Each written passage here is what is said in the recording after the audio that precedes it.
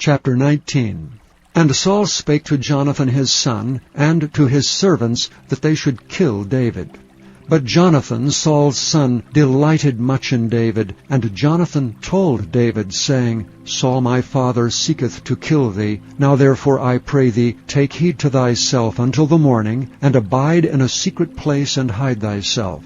And I will go out and stand beside my father in the field where thou art, and I will commune with my father of thee, and what I see, that I will tell thee. And Jonathan spake good of David unto Saul his father, and said unto him, Let not the king sin against his servant, against David, because he hath not sinned against thee, and because his works have been to thee-ward very good. For he did put his life in his hand, and slew the Philistine, and the Lord wrought a great salvation for all Israel. Thou sawest it, and didst rejoice. Wherefore then wilt thou sin against innocent blood, to slay David without a cause? And Saul hearkened unto the voice of Jonathan. And Saul sware, As the Lord liveth, he shall not be slain. And Jonathan called David, and Jonathan showed him all those things. And Jonathan brought David to Saul, and he was in his presence as in times past. And there was war again. And David went out and fought with the Philistines, and slew them with a great slaughter, and they fled from him. And the evil spirit from the Lord was upon Saul, as he sat in his house with his javelin in his hand, and David played with his hand.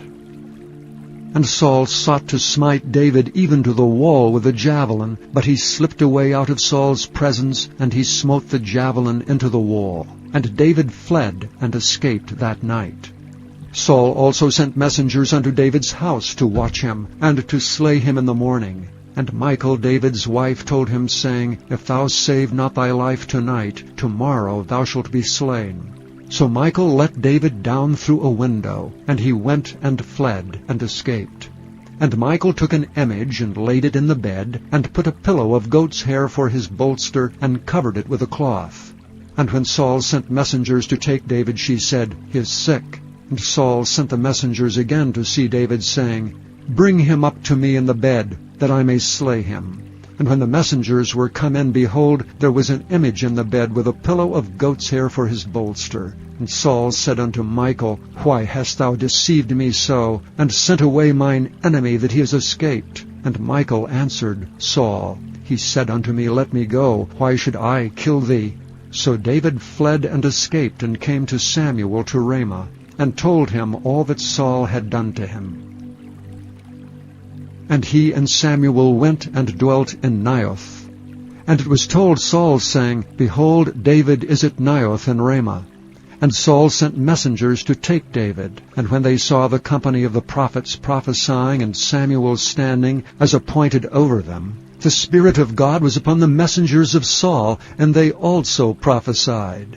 And when it was told Saul, he sent other messengers, and they prophesied likewise. And Saul sent messengers again the third time, and they prophesied also.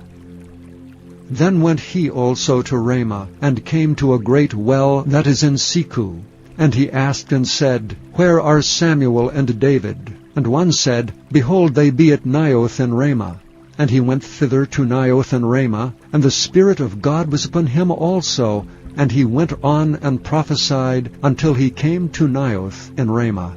And he stripped off his clothes also, and prophesied before Samuel in like manner, and lay down naked all that day and all that night.